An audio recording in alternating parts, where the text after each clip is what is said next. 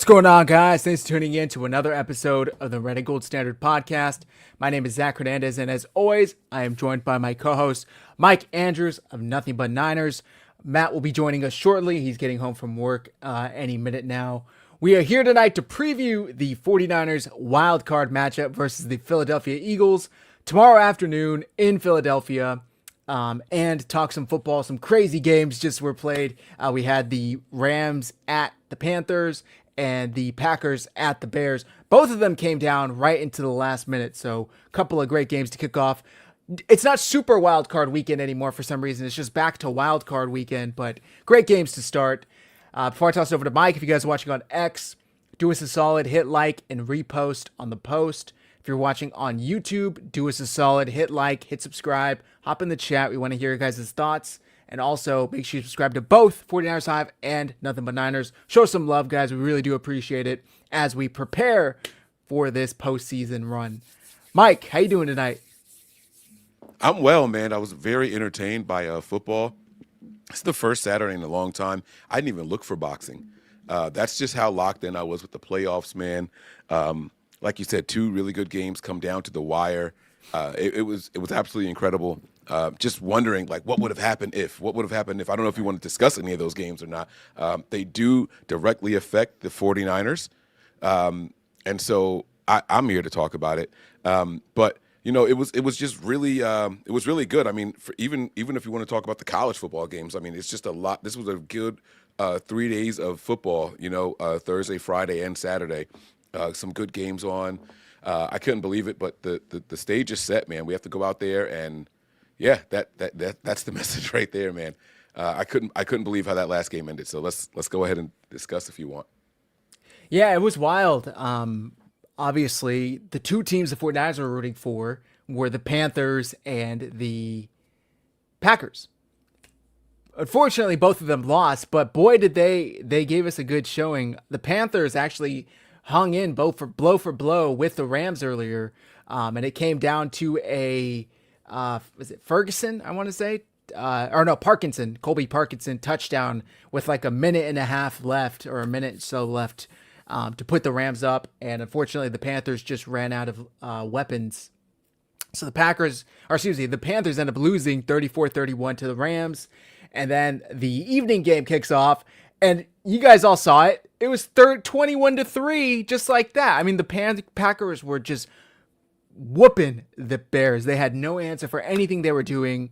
They go to half, they come back out, and it was like they switched jerseys. Like, I really was astonished by what I saw. I mean, the line of scrimmage dominance just completely flipped. The Jordan Love had all day back there to drop back and pass in the first half, and then come the second half, it was like the exact opposite. So, I don't know, it was wild. And you saw, again, a touchdown with under 2 minutes to go, putting the Bears up by 4, which coincidentally is the exact number of points that the kicker missed for the Packers. They missed an extra point, and then about a couple minutes before that last drive, they missed a field goal. So there would have been a tie game with the Packers' ability to win it with a field goal going into overtime, or instead of going to overtime, but instead they were down 4 and needed a touchdown. Well, maybe, right? Because that missed field goal put the Bears in really good position. They might not have even scored then. You know what I'm saying? So, I mean, who knows? I mean, the NFL, to come up with, not to come up with this slate of games, but the NFL really is the thinnest margin of error. Yep. Will result in a win or loss, right? You know, and reflecting on the Packers game, like you said, those mistakes there, that center going down, them not having any more timeouts, it cost him 10 seconds. If he doesn't go down, is that last snap bobbled the way that it is, right? And then they also have more time, even if it's incomplete, right? So it wasn't even like it was fourth down. It was just the last play of the game. I mean, right. Everything coming down to the last second. And then you reflect on that Panthers game, right? And they had those early turnovers and overcame all of that and then started going toe-to-toe with the Rams. I mean, man, oh man, it just really, really good games. And while I sit here and say that the Rams were significantly better than the Panthers, I think that them hanging in there should give the faithful some hope about this upcoming game tomorrow, or later today, technically, if you're on the East Coast. So, you know, like that's where I am right now. I went into the playoffs, you know, and I told you guys straight up, I'm picking the Eagles. I don't think the Niners are going to win this one. But I'm looking at these games, man, and I got a lot more hope than I did. I'm telling you, I got a lot more hope than I did just yesterday. And yesterday I was surrounded by Eagles fans at the bowling alley, and they're all talking trash. And of course, I'm in my Niners gear, right? Like I'm going to wear my colors, you know. And they were talking all this trash, and I started getting in my bag. Then I'm like, yo, like we got a shot to win. Like don't sleep on it, bro. Like we got a shot to win. Y'all are sitting here talking like y'all can go out there and just score with the best of them. 17 points isn't going to beat the Niners. Like you can forget that. So you know, like y'all have a good defense, but y'all don't have that defense that we just played. So don't let that 3-point game fool you. You know, so it's a lot to get into. I'm excited. I can't wait to break this all down, man. Yeah. And just a couple last thoughts on that Packers game. We talked about before we went on. Even the last drive, the Packers were moving the ball, and they got across midfield, and then there was a pass, I don't know, for 15, 20 yards. They had one timeout left. There were 37 seconds left, and instead of rushing up to the line to spike the ball, they called their last timeout. I'm like, you just totally handicapped your own offense. And then on top of that, like you said, the center gets hurt. They don't have any more timeouts. If they had that in their pocket, they wouldn't have been dinged a 10-second runoff. They could have just cost that last timeout. So questionable decisions throughout the whole second half. After the Packers went up 21-3, it was a 28 to what was the final score? 31-27? They lost by 4, so I don't even remember now. It was so like 31-27. So it was a 28-6 run for the Bears after they went up 28-3. Yep. Insane. Absolutely insane. Credit the Bears, though. They stayed in there. They made it a fight. That's kind of how they've lived this whole season. People were clowning them, including myself, for that first half performance. Ben Johnson going for it on his own 32 on 4th down, not getting it.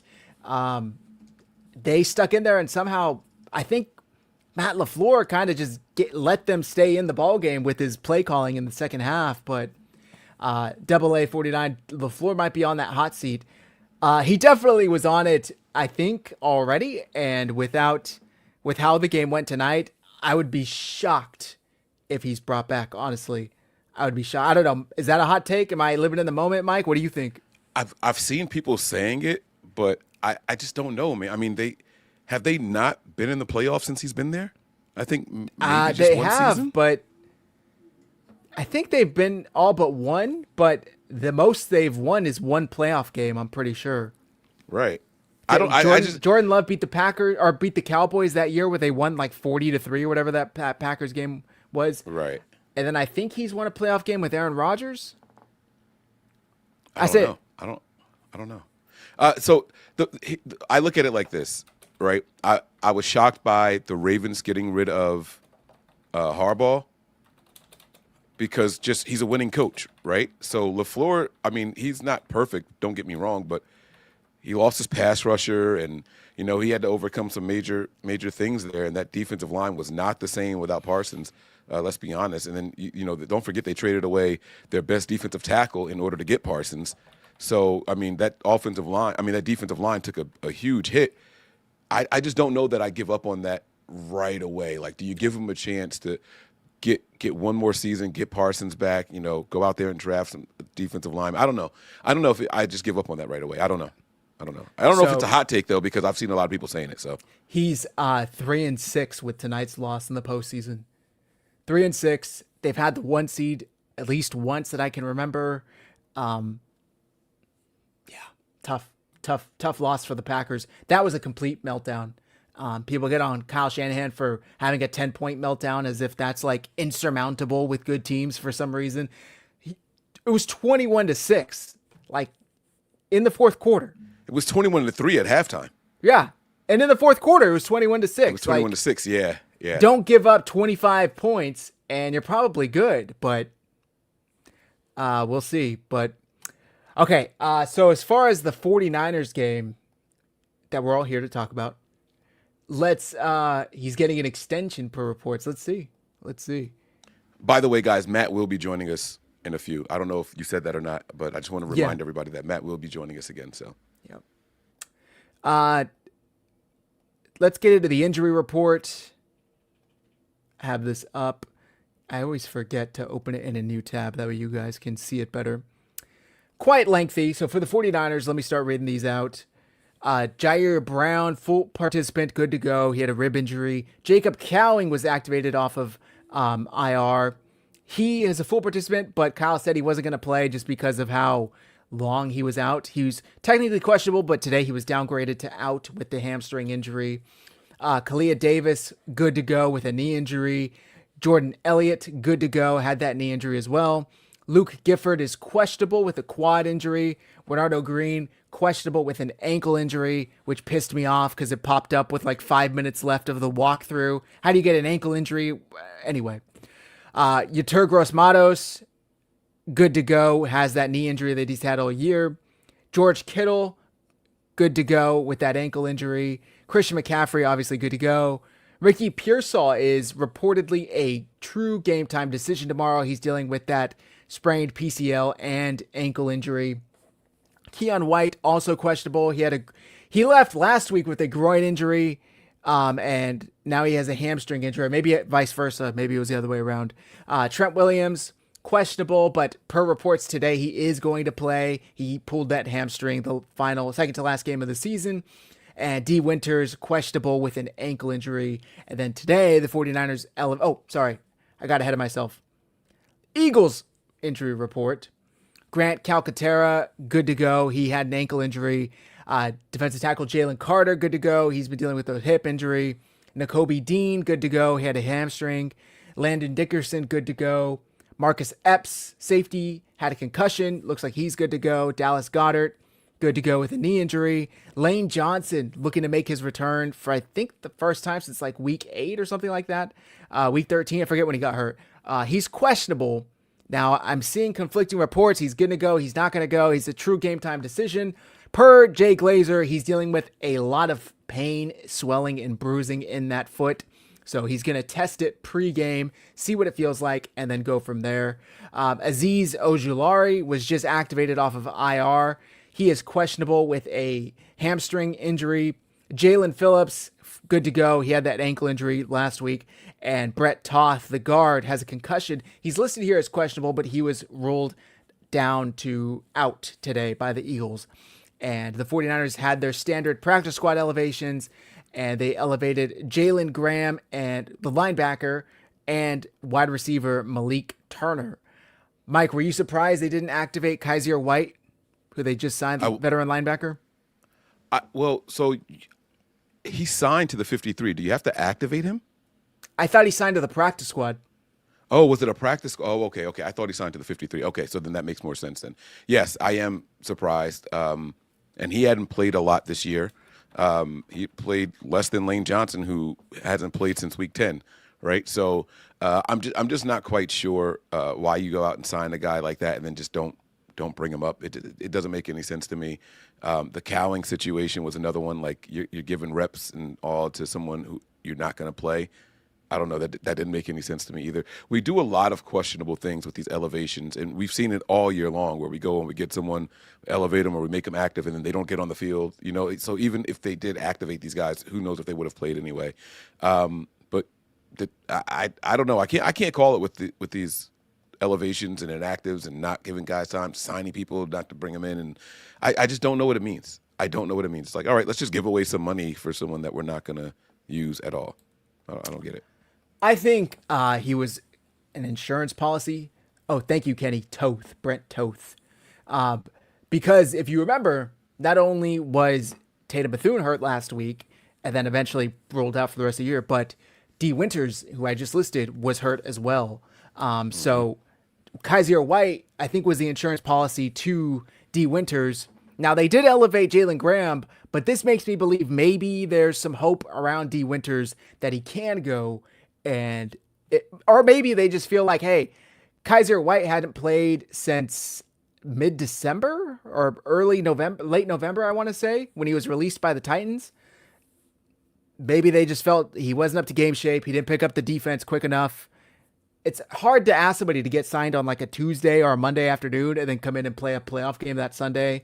At least the other guy, D. Winters and Jalen Graham, have been here the whole time. You have more information than I do. I'm looking at his Pro Football Reference, and it says the only game he's played this year was September 21st for Kaiser White. So that's why I haven't seen him Oh well, no, with that more. could be very well true. I was just going off of when he was released by the Titans, even though the report Oh that yeah, came yeah. out per his agent was that they agreed to mutually part ways, like it was a breakup. Gotcha. Yeah. So, yeah, and obviously I saw people were upset with Jacob Cowing not being activated. We look last week we really needed somebody with speed, right? I don't know if Jacob Cowing is that guy. Like, has he done anything aside from like one big catch versus the Chiefs? I don't know. Not that I can think of.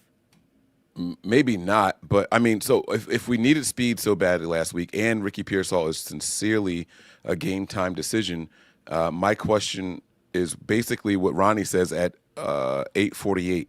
It's one of the first comments in there. He says, "Why Malik Turner over Jordan Watkins?" Right, and so I would love to get your guys' thoughts on that.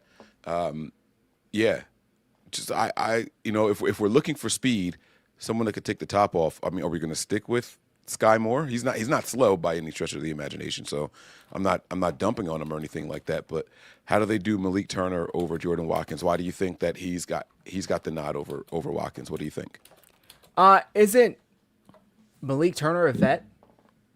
Like, hasn't he been here for a while? Yeah, and I think he plays special teams as well, right? I think that's your answer right there. I think Yeah. that Kyle Shanahan values that over everything else, really. I mean, the speed is what Watkins has. Watkins has one catch on the year, if I can remember correctly. Plus the fact that he's a rookie. Unfortunately, I just think that that's the reason why. And I think if you're counting on Malik Turner or Jordan Watkins to be the guy, you're probably already down and out. Like, if I'm being completely honest with you, this game needs to be won by the Juwan Jennings, George Kittle, Christian McCaffreys, not the Malik Turners or Jordan Watkins, in my opinion. We do have a super chat though from our guy Perk Dog. He says, "Yeah, rep that shit." Let's go, Perk, man. Salute to you, big dog. Thank you very much for the super chat. We appreciate it, man. Yeah. Listen, man, we're gonna rep, like I said, no matter what, man. You should have seen me at work. I'm wearing my coat and everything, and they're like, oh, I mean, guys, I was getting it all week long, man. So I wanted to go to the Niners. They have like the little local thing out here in Philly, but you have to get tickets for it, and they were sold out. So I couldn't, and they were free. So they were. I guess I don't know if you still say sold out if it weren't for sale, but yeah. So I couldn't make it to that, but it's all good. You know, we'll be here, and we still rep him, man, no matter what. You know, the faithful out here, they are very, very deep. I saw some pictures from it, so the guys are out there. And I was surprised that as many people showed up because it's been raining out here. It's been raining all day long, so it's gonna be an interesting game tomorrow for sure. Daniel Garcia says Sky's the only wide receiver with some speed, and that is a good point. I think that if there is a receiver that's not Ricky Pearsall that Kyle Shanahan is going to try and use to take the top off, it's going to be Sky Moore. We saw it last week versus Seattle in that fourth down play where he was open, like the play worked as designed. The O-line just didn't hold up enough, so maybe he trusts Sky Moore more in that role than a Jordan Watkins or Jacob Cowing. That's my take. Robinson Yeah, I is mean, quick he's got too, but 4.41 speed. Robinson was quick as a rookie, but he's 30 years old now, so I don't know if he's as fast as what we want to give him credit for. yeah. So Matt, let us know when you're good to come in. Otherwise, I think that I don't know. I think there's a little bit too much being made over the who they picked and who they didn't. You're gonna have to go with who you got, honestly. And if Ricky Pearsall doesn't play again, you're not worried? Like, let's be completely honest here. Like, you're saying this, like, I don't know. What do you mean? Am I not worried? Because, Of course I'm like, worried. But is Jordan Watkins or Jacob Cowing going to fill that Ricky Pearsall role? I don't think so. But you could do it. You could do it by committee. It doesn't have to be just one guy taking all of his snaps, right? Like, you can mix it up a little bit. And maybe that's the plan with Malik. You know, I mean, he's a nice sized receiver too. Let me be clear. I'm not dumping on the guy. He's a 6'2" guy and he's got some speed. Also, he's an undrafted guy. But you know, he's a decent guy. But I would have liked to see someone that we've invested picks in. You know what I mean? Cowing, like, if not now, dude, when? And they released that little clip of him running out there. He looked good. He did. in the clip that they released. So it's like, dude, like, what is it? The playbook that he just can't grasp? And Kyle's not going to tolerate a lot of mistakes, so he's going to go with the guys that he trusts, right? So Cowing, this is not the game that you can come in here and run the wrong route or anything like that, you know. And I think that's why we see the decline of guys like Kendrick Bourne, you know, who down to the last game that we were playing, he ran the wrong route and things like that. So maybe that's why you see guys like Kendrick Bourne not get as much burn as what us faithful think they should, and why guys like Cowing can't break into the lineup. But Malik Turner and Sky Moore both are 4-4 guys. So I mean, let's see how they play out. Yeah, Howdy 49ers says there's enough speed. Purdy just needs more time in the pocket. He was in a blender last week. There were dudes open. I disagree with the first statement. I don't think there's enough speed if Ricky Pearsall isn't out there. The rest of the guys are slow, aside from Sky Moore, especially if you have a corner on them. Now, George Kittle is a size mismatch with corners, but speed-wise, he's not fast enough to outrun them. He's fast enough to outrun most linebackers, but Juwan Jennings isn't outrunning anybody. Demarcus Robinson isn't outrunning anybody. Sky Moore might, but he hasn't had too many targets. So it would be tough. It would be tough. Yep. Jacob Cowing was ruled out today. Kyle had said earlier in the week he probably wasn't going to play. I mean, he hadn't played all year, so maybe that was just the reasoning that they're not going to activate him and then 4 days later play him in a playoff game. So who knows? As far as the Eagles injuries, Mike, we talked about Lane Johnson. The 49ers, kind of the running gag on this show is it doesn't matter who's in or who's out. They're not getting pressure.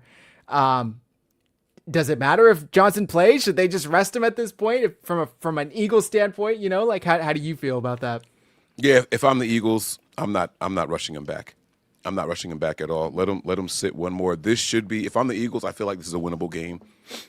I feel like the Niners defense doesn't get a lot of pressure on the quarterbacks. Now, flip it to what I think that plays into the Niners. You give Jalen Hurts too much time, he overthinks. That's when he becomes inaccurate, right? When he can just hit his back foot and throw, and he does that half-field read thing that they do with him, he can be accurate and he can pick you apart, right? But if you give him too much time and he gets a little arrogant, starts feeling himself, that's when he starts making mistakes. So the lack of pass rush is all by design. And Dre, you're right. I wasn't talking about Kendrick running a wrong route. Specifically last game. I did say last game when I said it, but we've seen him running wrong routes in the last couple of games. And, they're pointing to each other and he's patting his chest. We've seen it. Like, this isn't something new. We've seen that in the last 3 weeks of the regular season. So, and that was my point with that. But, yeah, if I'm the Eagles, I'm not rushing Lane Johnson back. You sit there. We know what we got when we get you in here. Don't rush him back, especially if he's dealing with a bunch of soreness and all that stuff. Let him relax. Troy Noel, Kyle's going to run CMC into the ground tomorrow. Watch, I feel bad for CMC. He's our whole offense. Stop it with the feel bad nonsense. You do what you got to do to win. It's more than that. He's a really good fucking player. What are we talking about? Why do we feel bad for using a good player? 15 touches? It's like, we're not going to win it. And evidently so and by it didn't. Last week's. Yeah. Right. So, what are we talking about here, right? Like, everyone has been saying the Eagles have been misusing Saquon Barkley this year. Here we are using those were the two top guys, right? I'm talking about covers of Maddens in back-to-back years, right? You don't use one guy, and Eagles fans are pissed off, right? Here we are using our guy, and people are like, oh, man, like, he's getting run into the ground. Like, this is what earned him the Madden cover in the first place. Yeah. So, let's not feel bad for it. That's why he's here. And more importantly than that, I guarantee you the one player that doesn't feel like they're not being used enough is Christian McCaffrey. Right. He wants to be used more. He wants to be out there. Yeah, he wants to be out there. So let's not feel bad for a guy going out there doing his job. Yeah. Isn't Dobbs a free agent at wide receiver? Romeo Dobbs? It's a good question. I don't know. He does have some speed.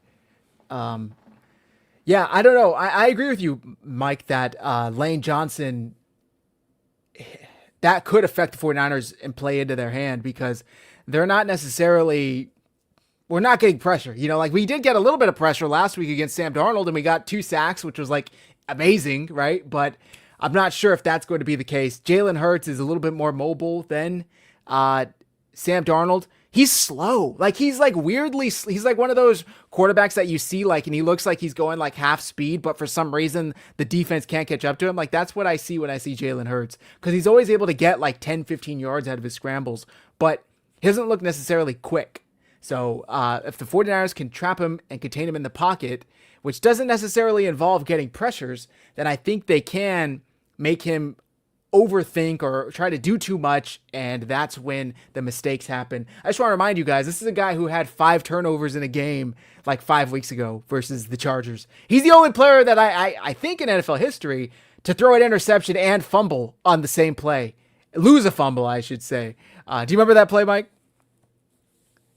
Yeah, Absolutely it was a hilarious. really weird thing. Yeah, like it's like, dude, like pick it up. What do you do? Or fall on it, right? Like it was just too much going on. Yeah, throws the interception. Big man's coming back with the ball, gets it popped out. Jalen Hurts gets it, and then he gets it popped out again. Chargers get on it.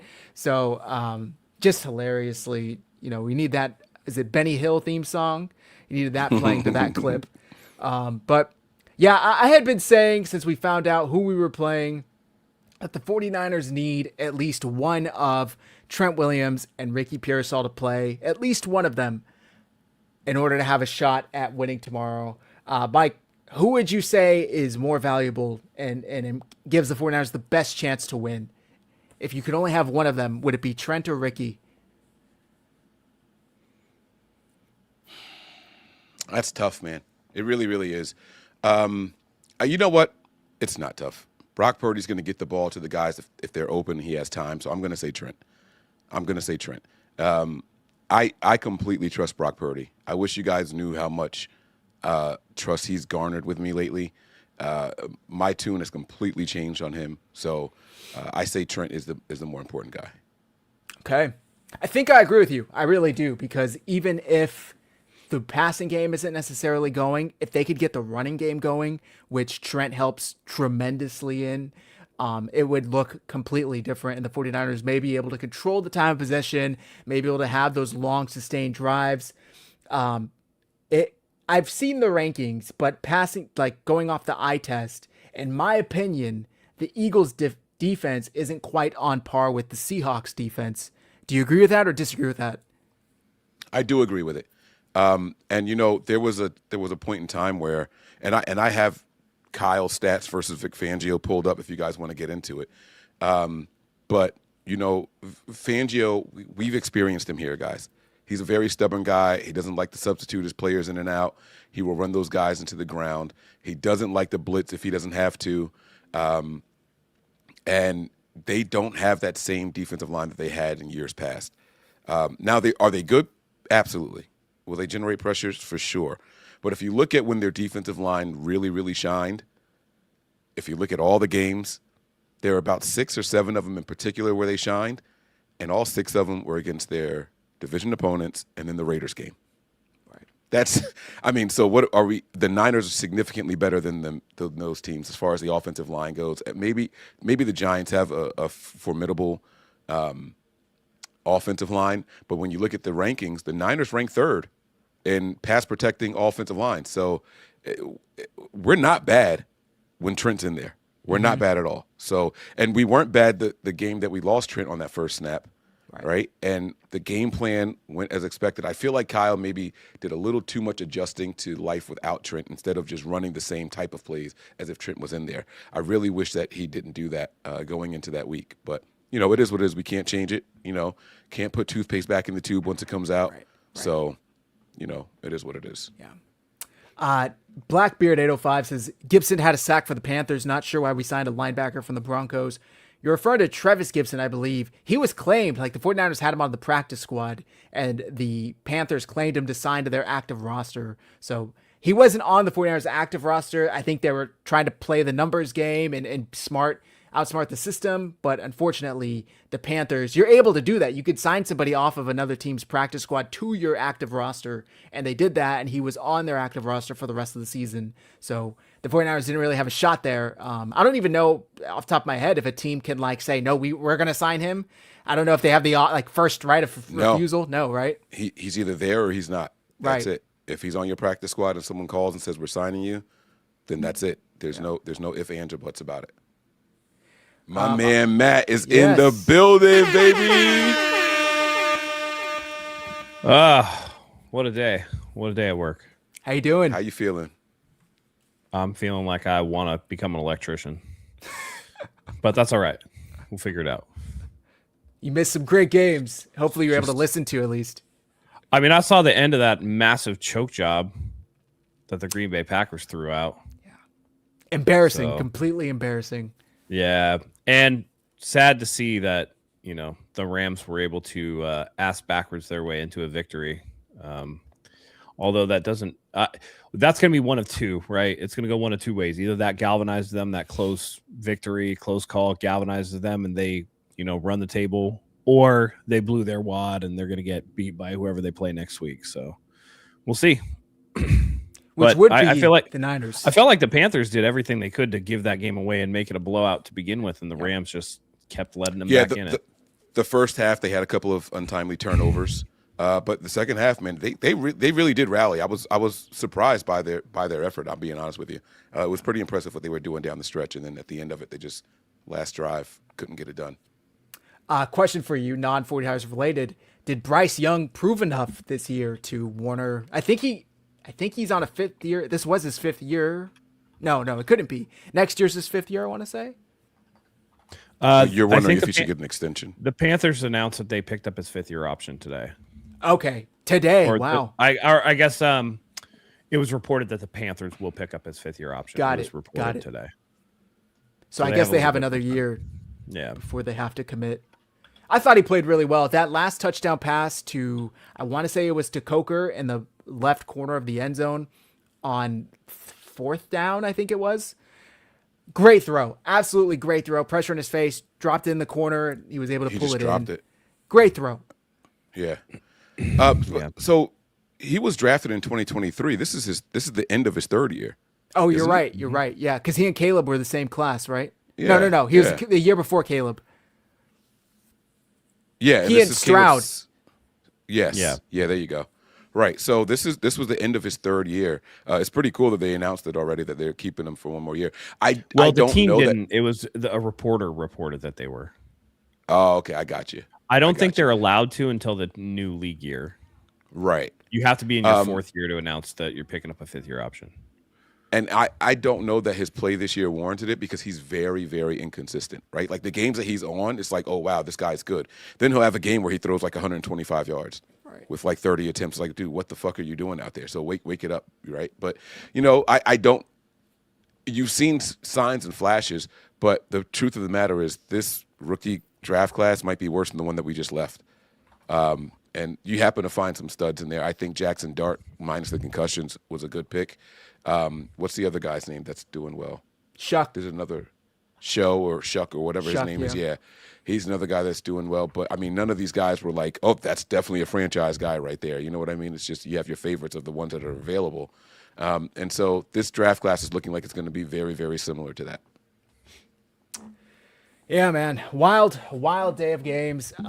So, like we said, if the 49ers win, they have a matchup in Seattle waiting for them. If the Eagles win, the Rams go to Seattle and the Eagles... No, sorry. Yeah, the Rams go to Seattle and the Eagles would go to Chicago. So those are the two potential matchups for the divisional round. We'll see how it shakes out tomorrow afternoon. But so far, it's been two games. And by the way, both underdogs played pretty well. So the 49ers have a chance to be the third underdog. It could be the first one that wins because so far both favorites have won. Packers were underdogs by 1 point. Or 1.5, I think I took it, but I thought that was a lock for sure. And I was feeling so good that first three quarters, even in the fourth quarter, they were up 21-6, and they just had to choke. So, dude, Jordan Love is the most unclutch fucking quarterback I've ever seen in my life. That last play wasn't his fault, though. It is. Quarterback you got to get your hand on the ball, brother. It was also a replacement center. I don't give a fuck. You're the quarterback, man. You get the glory and you get the blame. I mean, he did get his hand on it, and then he picked it up, and then he scrambled around. He cleared the pocket out and everything. Now, listen, I'm not making any excuses for him. He threw a bad interception in the game and everything. So let me be. Shocking. Jordan Love threw a bad pick in the playoff game. No way. I don't like Really? him. I like that we would have to play against him. I want them to keep him as long as possible. You know what I'm saying? Like he's the type of quarterback that I want to go against. You know what I'm saying? But he threw a pass on that last drive that went right through a receiver's hands. I mean, there's only so much a quarterback can do. Jordan Love, but that last throw was terrible. Jordan Love is like when you go to a fancy restaurant, right? You go to a fancy little steakhouse, you think you're getting the thing, and the guy comes out and just does a little salt thing and gives you a fucking overcooked flank steak. That's what Jordan Love is. If a it's guy all ever rolls sizzle, no salt off of substance. his elbow onto my steak, I might hit him in the face. I'm just saying. Salt Bay. Don't do that shit on my steak, bro. Now, listen, I was super critical of Caleb Williams. I didn't think he was jack shit, but I got to give him props. That was their 7th fourth quarter comeback of the year. Mm-hmm. So, like, their biggest the only one they didn't comeback get was against us. Yep. Yeah, it was just us. Yeah, their biggest comeback in playoff history for the Bears, 18-point deficit they overcame to come back and win. So, I mean, look, it speaks to the coaching staffs. Coaching really is important in the NFL, and that's what I'm banking on going into this game against the Eagles. 100%. Yeah. Matt, do you think LaFleur is out? I think that at the very least this will table his extension. Yeah, with John Harbaugh sitting out there, I just think the Packers. John Harbaugh snatched up. Just nobody knows it yet. You think? They said he was taking a week. No, he's going to Miami. It's already set in stone. Okay. In my opinion, he has ancillary connections to the general manager that they just hired. And apparently word on the street is that John Harbaugh and Stephen Ross are actually pretty close. So it was like when the Niners hired John Lynch before they hired Kyle Shanahan, and right. So it's one of those things. Okay, I got you. And Hmm. for those of you who don't remember, during our hiring cycle, Shanahan was still in the playoffs, so they couldn't announce that yet. They announced John Lynch first because that was Kyle's guy, and then after they lost, then we hired Kyle Shanahan. Yeah. Now, if I'm Stephen Ross, I do that with the promise, like, hey, I don't care if it's whoever's on this roster, whatever it takes, however many draft picks, I'm going to go try and pry Joe Burrow from Cincinnati. And then you can start with Joe Burrow and we'll fill in around. The first year is going to be a wash anyway. They're going to be in cap hell because of Tua, who they're going to get rid of. And I think I still think that Tyreek Hill has a big cap hit. So, damn. That's just my opinion. I don't have that on. I'm just like following it. Like literally the day that John Harbaugh got fired, Mike McDaniel got fired. And you don't do that for no reason. Otherwise, they would have fired him on Black Monday. They waited until Harbaugh got fired. The and reporting, then they were like, oh, out. The reporting was that Mike McDaniel was able to come in, have an end of the year meeting, have exit interviews with the players, talk about his plan for next season. And Stephen Ross, the Dolphins owner, seemed to be impressed with his plan and convinced enough to move forward with him. And then 3 days later, he got called in the office. And I think it was Tom Pelissero who was saying he walked into this office with no belief in his mind that he was about to get let go. And he was. Like you said, Matt, if you're firing a coach, typically it's on Black Monday. You don't wait 3 additional days 100%. to do it. So that is a good point. I also misspoke. Jordan Love was not the one with the bad bad interception. It was Caleb Williams that had the really bad interception in this game. My bad. On he actually fourth threw down, 2 to be picks. fair. Yeah, but he threw 2. Yeah, he threw 2 picks in this game. Love was actually his stat line anyway. 4 touchdowns. It's pretty good. You know what I noticed about Jordan Love, though? Here's the thing. Because I was able to watch the last 4 or 5 minutes of the game. He doesn't have any touch. He fires the ball. It's like 100 miles an hour every time.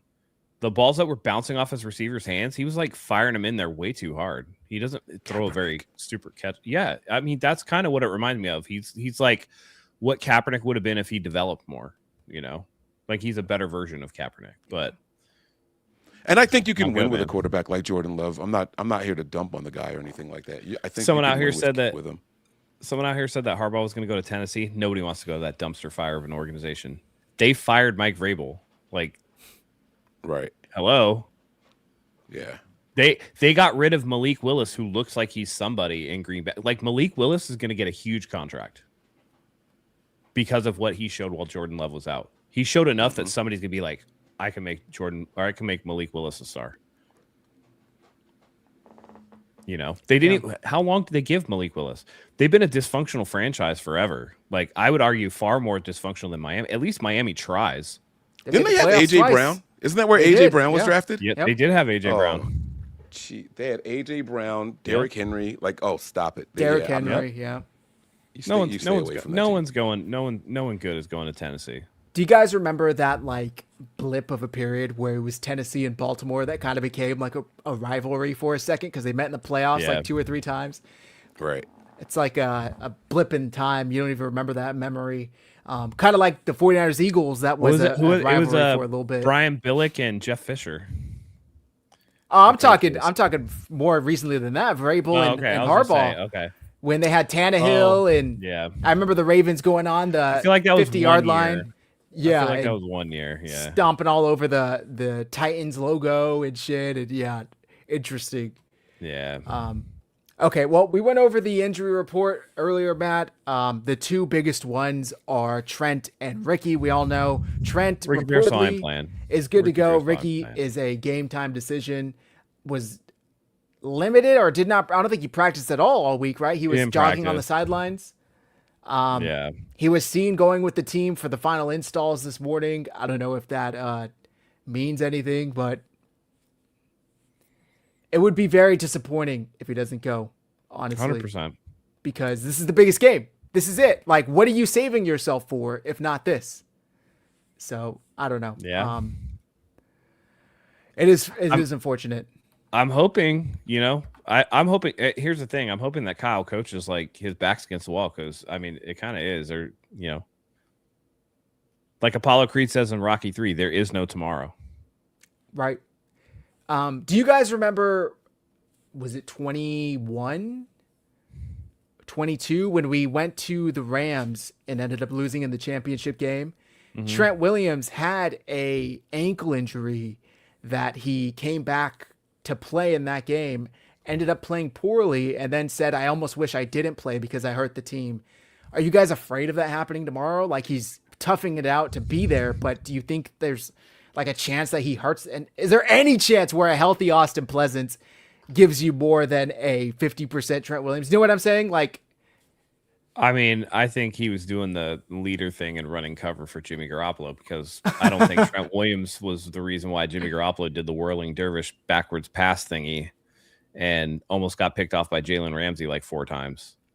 That is fair, but he had a bad game. Trent I was gonna say but he did have a bad. He did have a bad game, but Now here's the good thing. Kyle has installed the game plan as if Trent is there. So if nothing else, let's say Trent has a bad couple of series and he says, you know what, guys, I'm hurt. I think that experience will let him say, I'm not going to try to power through this. Put him in. I trust in Austin. I think he'll talk Austin up before he actually goes in there. So keep your eyes on the sideline and see if Trenton's whispering into his ear because I think they'll make that change. I do. Yeah. And not for nothing, he's allowed to go back in. It's not like he's going out because of an injury or something like that, and they're going to rule him out, right? They can list him as questionable to return all they want all game long. So, if he goes out there and it's too much for him, he can step back, right, and then put Austin in. If he feels like, all right, guys, I think I'm good. I work out on the sideline. I'm good to come back in. He can do that. And I saw that question by Jesus. He's asking about the vertical thing. This is just something that the streams do now. It's like an automatic thing when you create a video on YouTube. There's 2 links for every YouTube video now, so you can swap it out and go to the horizontal full screen stream instead. Yeah, out of our control, unfortunately. And Lade Johnson, like we said earlier, is a game time decision. He's been dealing with that foot injury for 8 weeks now, I want to say. And Toth, the backup, is ruled out. So yeah, concussion. So we shall see what that's going to look like come tomorrow. The fact that Lane Johnson's a game time decision, I don't know if that bodes well because they said he was like full go earlier in the week, which tells me that he's not responding well to increased activity. Also, I saw reports that it was a 4 to 6 week timeline. And he was out for like 8 or 9 weeks. Yeah. This is He's been out since week 10. Well, he played week 10. That was the last time he played. So, yeah. So interesting. He was a full participant in practice. Oh, no. He was limited, I think. Lane Johnson. Let me see. I have it up right here. Yeah, limited. But from what the reports that I saw, everybody was saying he looked good. He looked like he was good to go. He was fully participating. But earlier today, Jay Glazer and others were reporting that he is dealing with significant bruising and swelling in the foot. So he's waiting to see what it looks like tomorrow. Significant bruising is he ain't playing. I mean, he's 35 years old too, so I mean, he's not going to play probably. But like, you go from being okay and then starting to practice, and then the minute you do it, your whole shit blows up. Like, that's not a good sign, man. Yeah. And what was the OG injury? What do you have? I thought it was like a Lisfranc, wasn't it? Yeah, that's not good, man. Especially with some of these bigger dudes. Like, you already get poor circulation to your feet, you know, and the bigger you are, the worse it is. So, apparently, Jason Dumas, who is kind of like a local beat reporter in Philly, 4 hours ago said that he's told he will play despite the pain and swelling in his foot. But then the question remains, how long will he play? Going to be or effective, because the last couple of games he's played, tried to tough through this, he doesn't finish the game. He comes out. So we'll see. It is a big deal for the Eagles because I just had the record up here with Lane Johnson. They are 110. This is going back to 2013. With Lane Johnson, they are 110, 57, and 1. Without Lane Johnson, they are 18 and 27. And on the flip side, Trent Williams, Chase Sr. put this stat out since 2020. The Niners are 61 and 32 with Trent, 4 and 13 without Trent. Now, one of those 4, to be fair, was against Chicago a couple weeks ago, but this Eagles defense is nothing like the Bears defense. Completely different animal. So, Mike, you good? What are you cracking up on over there? Every time I hear the last name Dumas, I think about that. You guys ever see that old A&W root beer commercial? No. Mm-mm. You guys have there? Oh my God! Here, I'm gonna. he's like the guy's interviewing for a job, and he's like, all right, Mr. Dumbass, like, I am telling you, I am dumbass material. Like, I can bring a lot to Dumbass and Dumbass Incorporated. And he's like, so tell me, dumbass, am I your guy or not? And he was like, it's Dumas. As soon as you said it, like, I broke out in sweats because I love that commercial when it was out. I put the link in. I don't know if you guys would have played it up. But Let's do it. Might it's as funny. well. All right. It's a very old commercial. I'm sorry. Mr. Dumbass, I can bring a lot to Dumbass and Dumbass. I'm a go-getter. Dumbass material all the way. So, am I your man, Mr. Dumbass? The name is Dumas. That's pretty thick-headed, but nothing compared to the rich, thick, frosty mug taste of an A&W root beer. Oh, that's funny. That's hilarious. I've never seen that before. 16 years ago. I briefly remember seeing something like that. I'm with Eddie G and the B Dogs. I think of Shawshank Redemption. Oh God. From Dumas. Oh, okay. Yeah. All right. He's like, I get it. Count of Monte Cristo by Alexander Dumbass. Dumbass.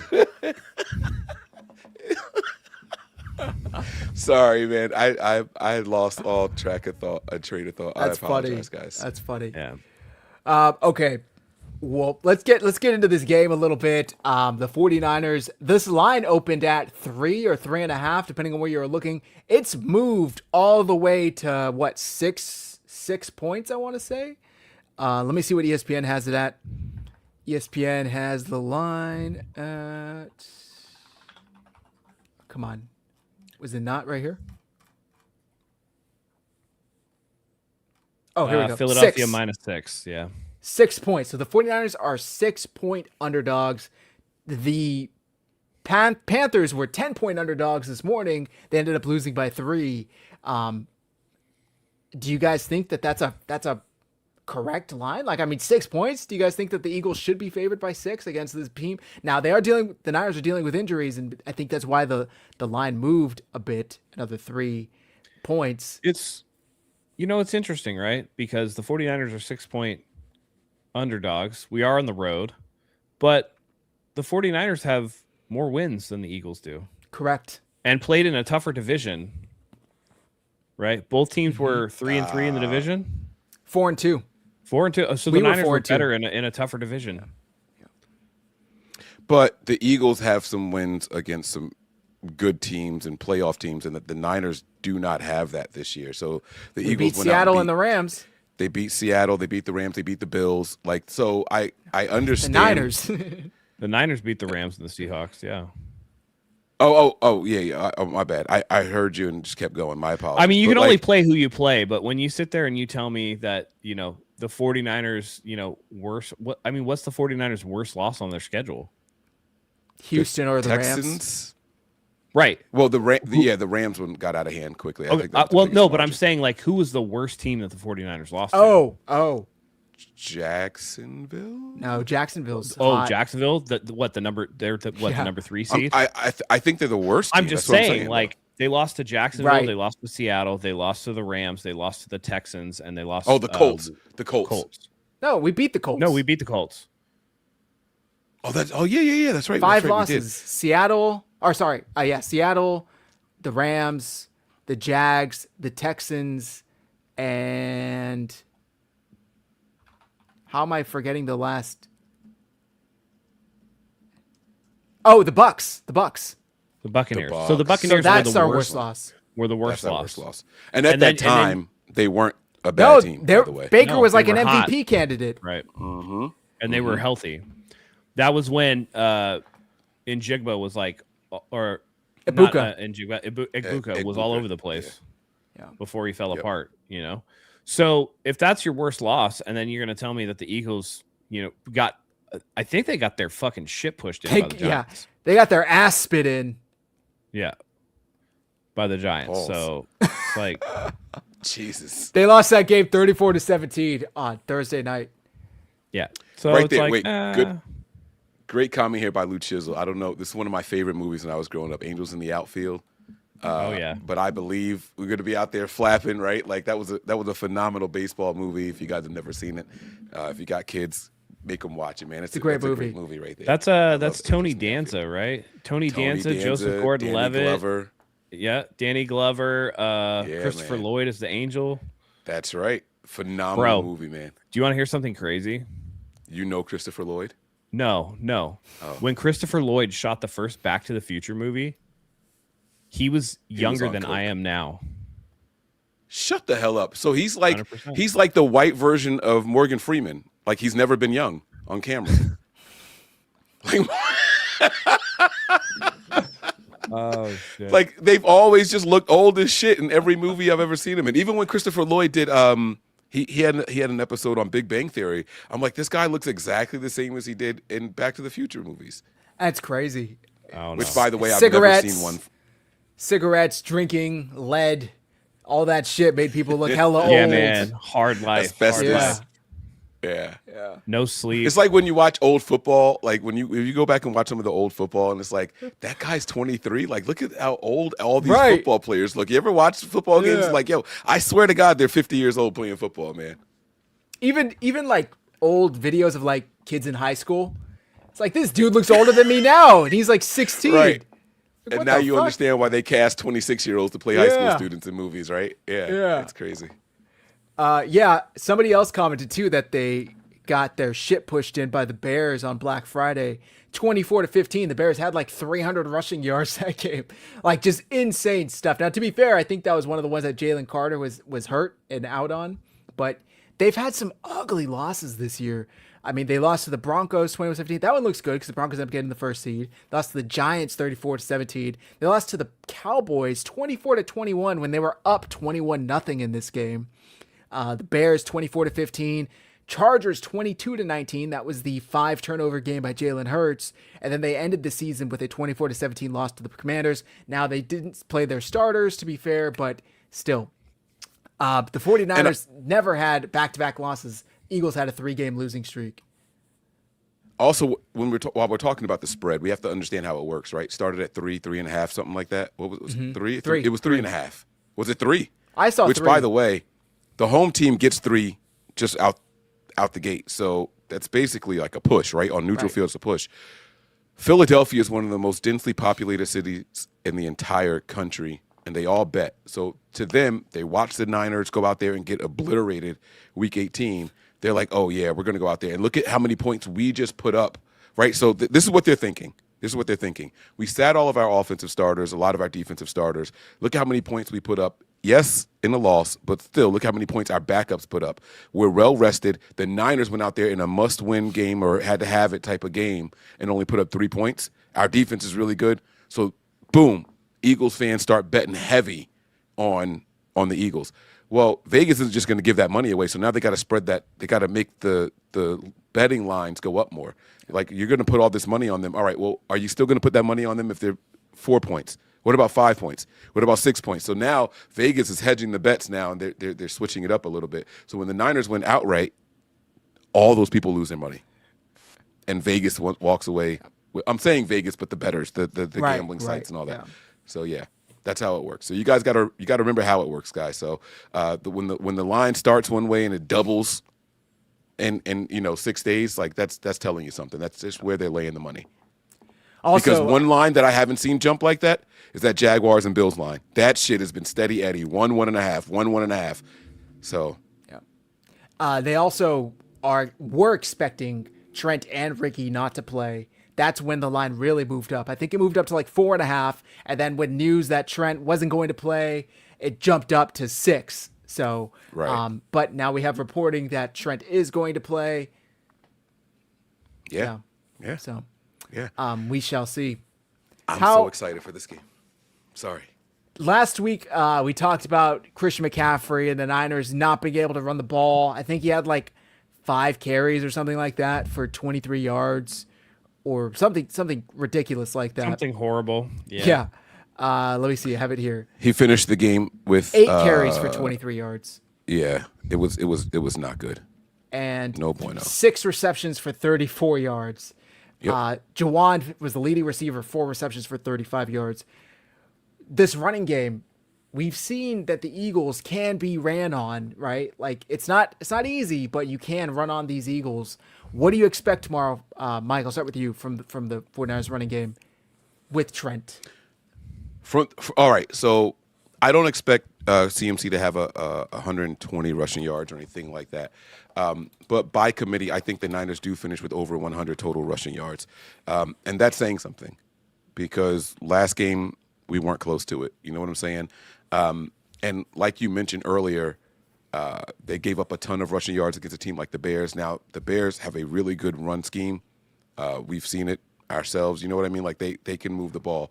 I don't think we're quite as good as the Bears as far as running by committee and all that, or the creativity in the run game or anything. But we can definitely make them pay. We're talking about whether or not Trent's going to be there, and if he is, great. But Trent plus Kittle, the Niners are going to move the ball on the ground very well. And so I do think that we have over a total of 100, probably like 120, 140 total rushing yards in the game tomorrow. We can definitely move the ball on the ground on them. That sounds very, very promising if so, because when the 49ers have over 100 rushing yards, I'd imagine their chances of winning go up and up and up. Matt, is this a game where the 49ers maybe should sprinkle in Brian Robinson a little more in the running game if it's not going with Christian McCaffrey, because we've seen them reluctant to do so? I don't know. What are your thoughts on maybe giving him a little more carries?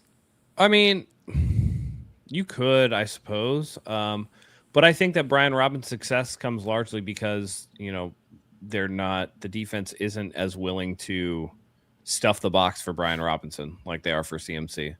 Mm-hmm. I think that as a running back, I don't think Brian Robinson's close to CMC. Not the versatility, not anything else. Now, to spell CMC, sure, I could see that. But I think it's just going to be tough sledding either way. The 49ers had a couple of weeks where they seemed to get a lot of yards per carry, but mostly for the season, they haven't. Philadelphia has been run on, but Jalen Carter's going to be back as long as he doesn't spit on anybody before the game. That it's tough, man. What's Trent Williams going to look like? Yeah. And without Trent Williams, what does the rest of the offensive line look like? Because I think that if anything, Trent Williams is a very calming influence out there on the guy next to him, and that kind of just cascades down the line. Yes, so without Trent, if Trent Williams isn't effective or isn't even out there,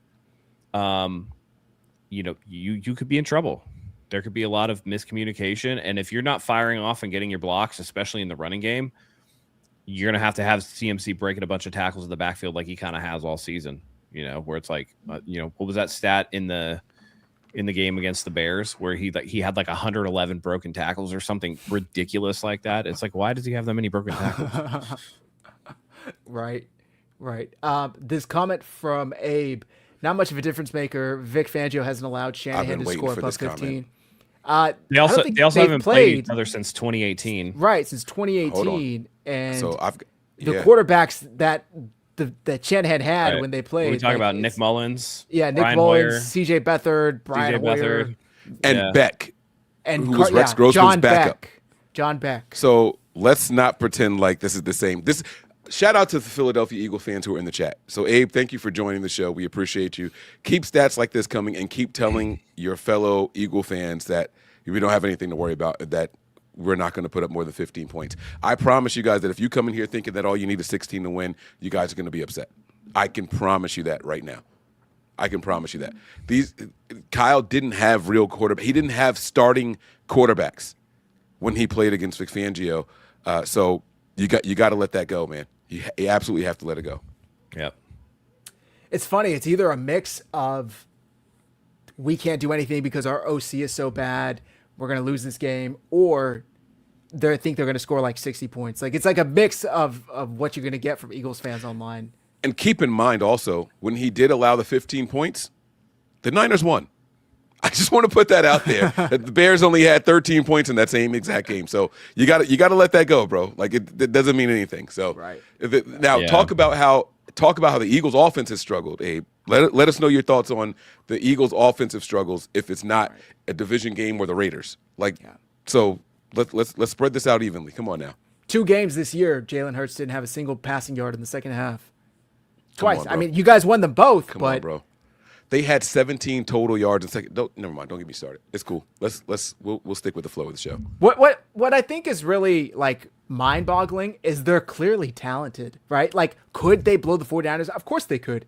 They have their roster's better than the Niners. Talent. Yes, they have insane talent. Their offense doesn't make sense. Maybe it's Patullo, maybe it's a mixture of everything, but they're underachieving by a wide margin, in my opinion. Like, if I'm the Eagles, this shouldn't even be like a touchdown margin of a victory, especially with the injuries the 49ers are dealing with. Like, they should take care of business handily against the 49ers.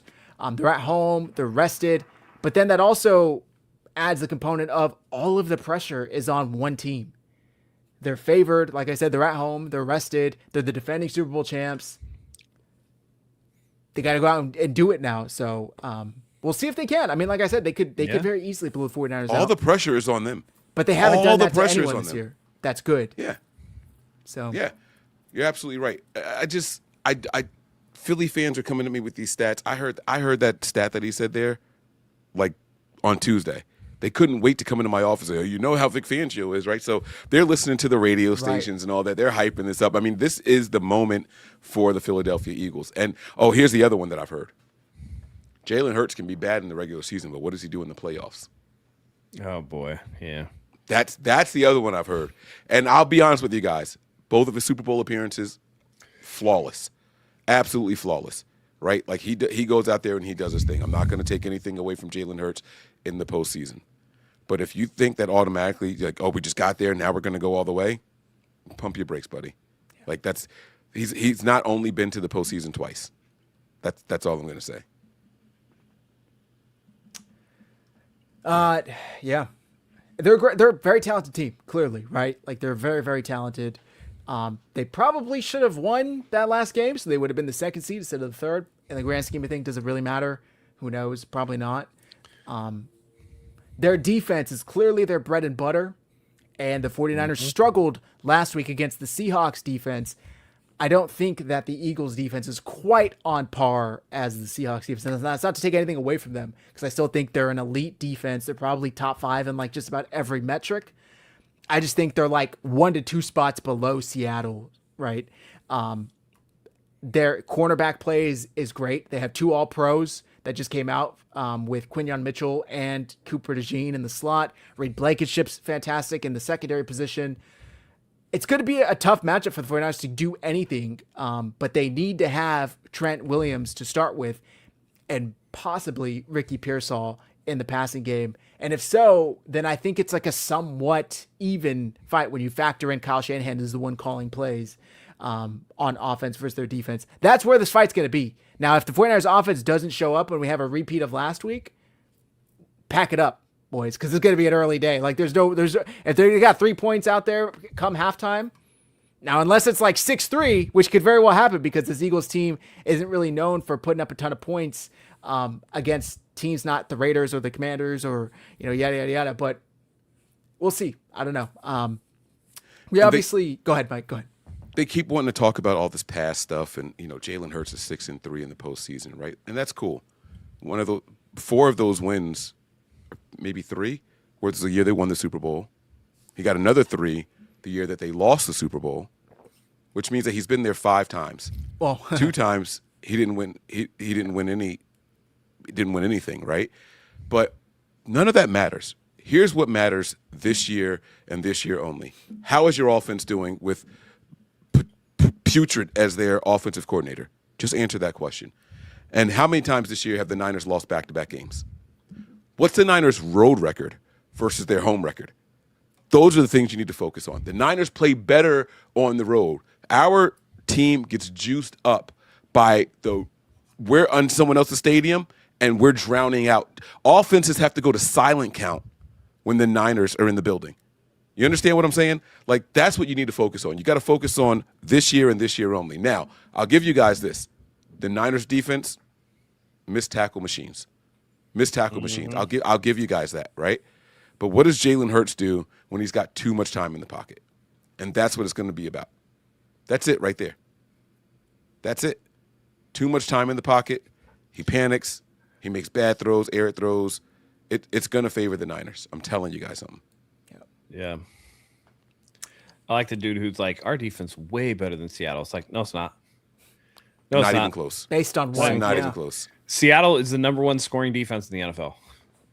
They're number 5 in yards given up, whereas Philadelphia is the 5th ranked scoring defense, which is good, but they're 13th in yards given up. Middle of the road, man. Yeah. And when you play weak and soft as dog shit opponents like the New York Giants and the Washington Commanders, you can play between the 20s, and those teams can't close it. They're finishing with field goals instead of touchdowns. Bingo. When you have a team that can score in the red zone, you're going to give up more points than that.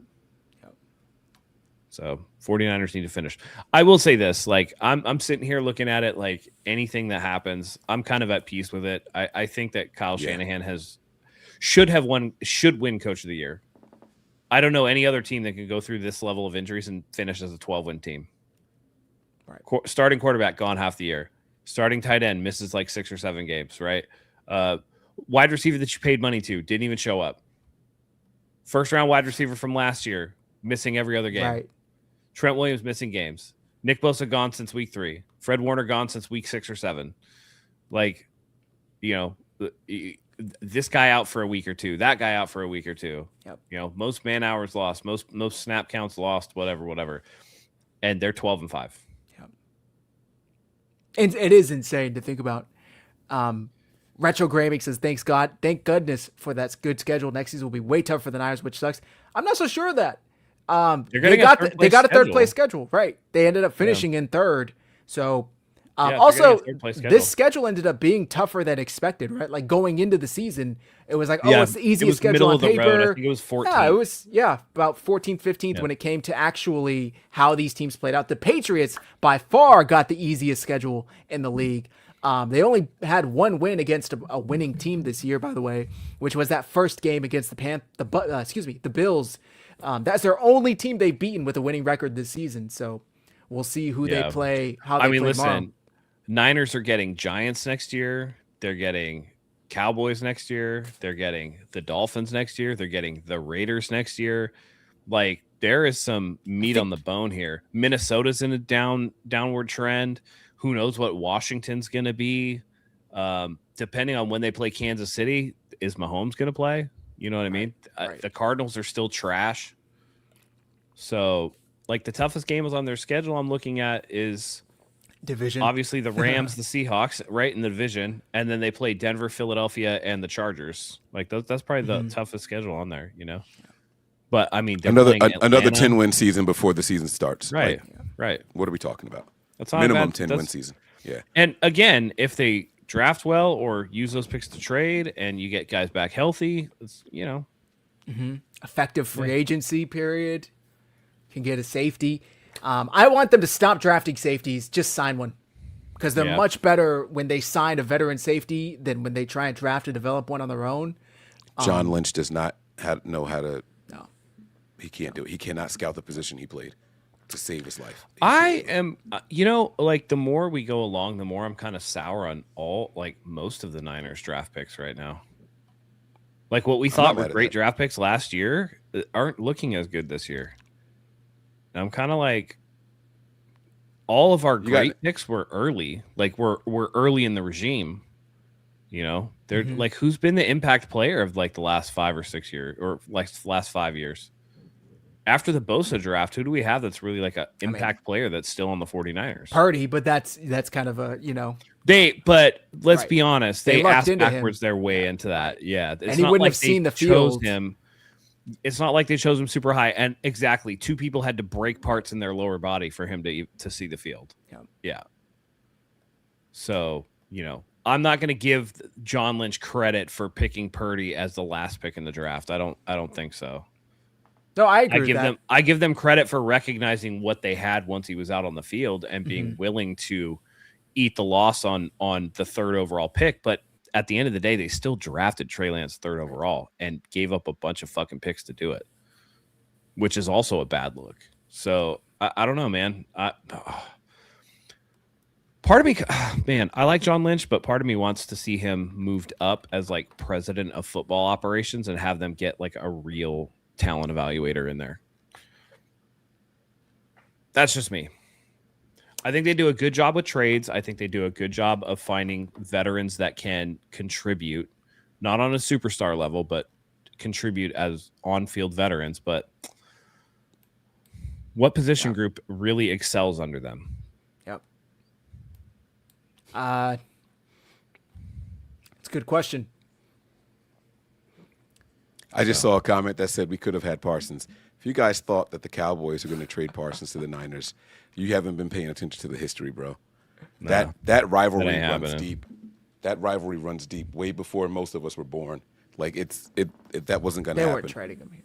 I was shocked they sent him to Green Bay as it was. To the NFC, yeah. I was shocked they sent him in the NFC. But reporting was that there weren't any offers from the AFC, like anything close to what the Packers were offering. So nah, bro, if he got traded to the 49ers, he would have tore his ACL week 1 because we got that electrical substation by the practice facility. I keep seeing Kaiser White's name in the chat from Niner fans and Eagles fans in here. Kaiser White's not playing, guys. No, he wasn't activated.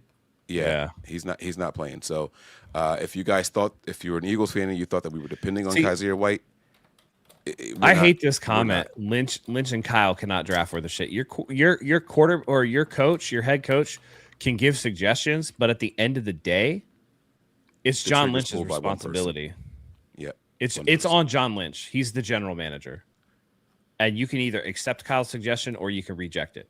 But listen, any person who's in leadership that doesn't take accountability for the people that work under him per se is not a true leader.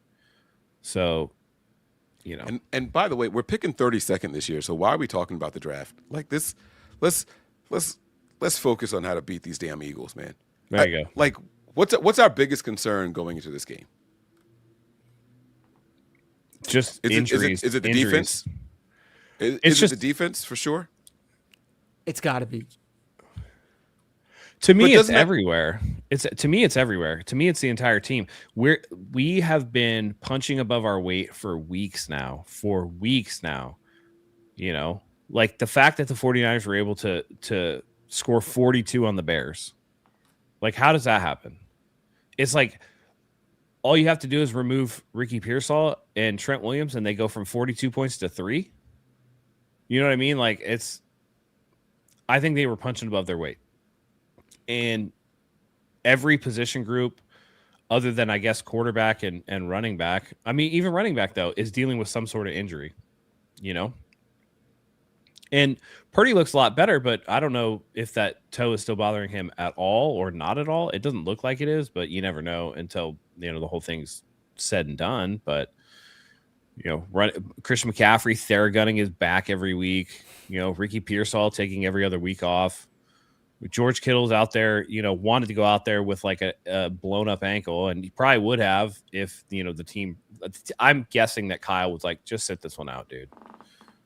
Because I feel like if George Kittle can go, he's going to go. He's like that type of psycho, you know. Kyle didn't want to answer the questions about Fred Warner, even though Fred Warner's been out there apparently running on a side field because he's a psycho too. Yeah. Right. And he's talking in front of any microphone he can get in front of too. So, and congratulations. I think they just had a baby, right? Yep. They did. Yeah. Congrats to them. Congrats to Fred and his family.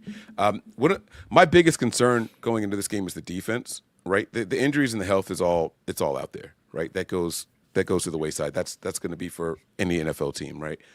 Our defense has been struggling, right? But what I do like is that our defense is going up again. So it's like this game right here is strength against strength and weakness against weakness, right?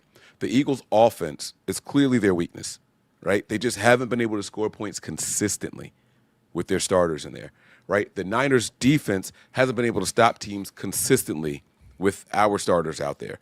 So this is weakness against weakness as far as 49ers defense and Eagles offense. And then it's strength against strength. The 49ers high-scoring, high-powered offense versus their high-powered defense, right? So I think that meshes well for the Niners.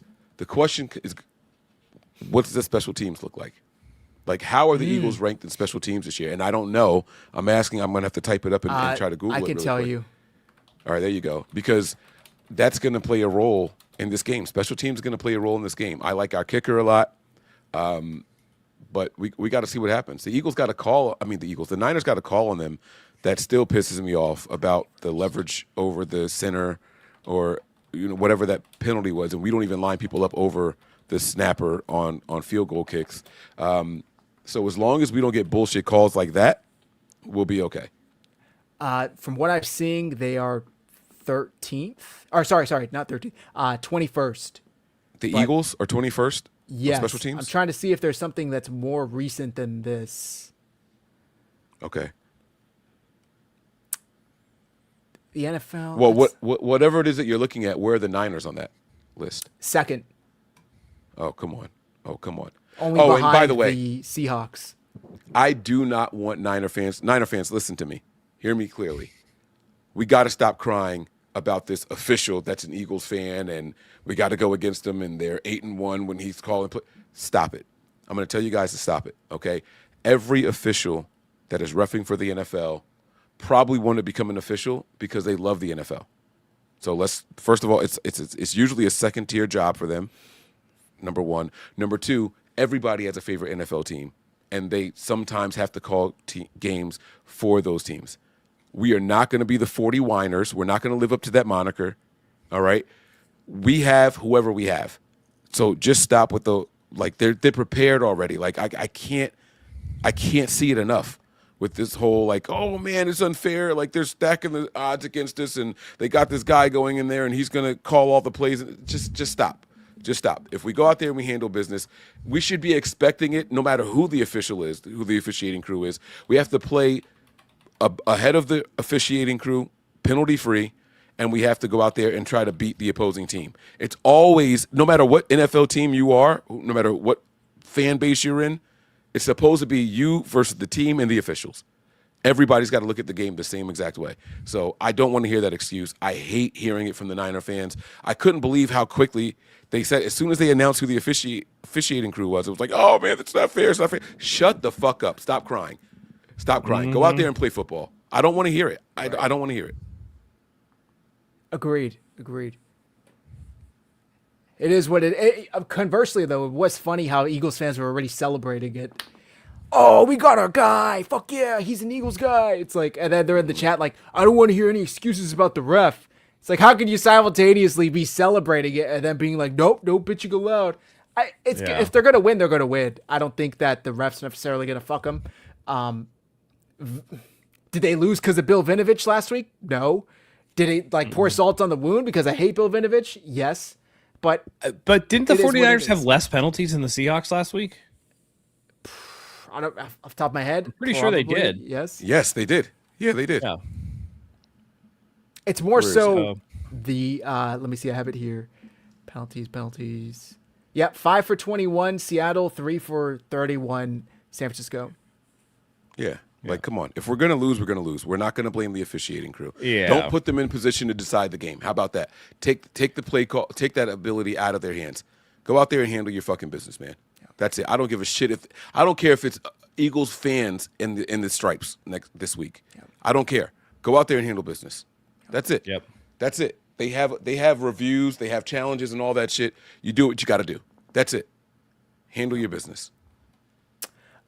So according to DVOA, the Eagles are 25th in special teams and the 49ers are 11 in special teams. Now, I don't know. I don't follow the Eagles special teams that much, but this includes the 49ers week 1 debacle with Jake Moody. I think if you move that off, it goes to 2. So right. Which call are you guys talking about in the chat? What's the timing? What's the one that you're saying is a bad call from Vinovich last week? The only bad call that I saw last week was the leverage thing over the field goal, the kicker thing. Was that last week? And I thought that was versus the Bears. Last week, wasn't it? No, that was versus the Bears. Oh, okay. Yeah. I wish I could tell you what the 3 penalties were that were accepted against the Niners last week. I don't remember what they were. We had a face mask when we had to punt out of our own end zone. Which was a face mask. Deommodore Lenoir got a PI in the end zone. Arguable because Jackson Smith and Jigba extended. No, that was. I could see either way. It could be a PI. Can't remember the third one. Maybe a holding on Renardo Green. Holding or PI on Renardo Green when we got a third down stop. I'm pretty sure that was a hold though. They all 3 were penalties. The questionable one was the pass interference by Lenoir. That was the only one that was somewhat questionable in my opinion. Right. Like, okay, maybe you let it rock or whatever, but tie goes to the offensive player. If they're going to call it, they're going to call that. Yeah. I wasn't mad at it at the time. It wasn't until afterwards I saw another angle where I'm like, oh, okay, like I think you could have not called it, but visually it looked like PI. My point is we got to stop doing this thing where if a call goes against us, we think it's like every call is fucking egregious, because it's not. Because if shoe was on the other foot and it was Pearsall in the end zone and it was Tariq Woolen doing the same thing that Renardo Green did, or not Renardo Green, Deommodore Lenoir did, we'd be like, where's the PI? Right. So let's keep it a buck. Let's just, let's be honest about what we're going with. You know what I mean? Yep. So I agree. Every game has missed calls. Every game has calls that people don't like, but it doesn't mean that Bill Vinovich is like over our head, like, fuck these 49ers. We're not going to let them win this game, blah, blah, blah. Like, that doesn't happen, man. Only versus the Chiefs. Only in the NBA, dude. Well, that wasn't even calls that Vinovich made. It was calls that he didn't make. Right. Well, that's that's what we're saying. Yeah, like he allowed it to alter the outcome by not calling penalties. Was he the 2019 Super Bowl? Both. He was both. Oh, was he? He was. I'm pretty sure he was both. I thought Husky was one of them. Let me see. Bill. I'm pretty sure he was both because I remember 49ers fans were like, again? Gotcha. Both. Oh, he was both. Okay.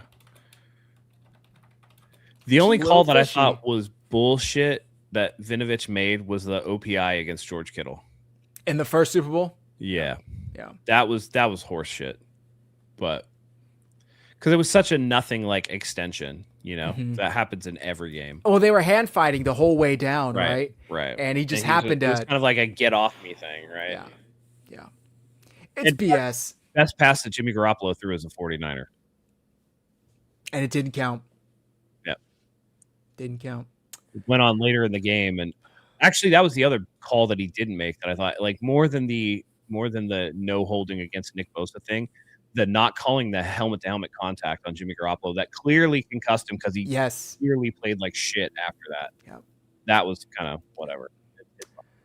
Double A 49, they did get the stop after that PI call magically because they got a false start, backed him up, and then sack on third down, and then they went for it on fourth, and it was an incomplete pass. So, Mike, you talked about what we're worried about the most. We mentioned the defense as a whole, right? But the linebacker play specifically, we're without Tatum Bethune. He's already the backup. Now we have Eric Kendricks, who was signed like the week of Thanksgiving, coming in here to play. D. Winters is hurt.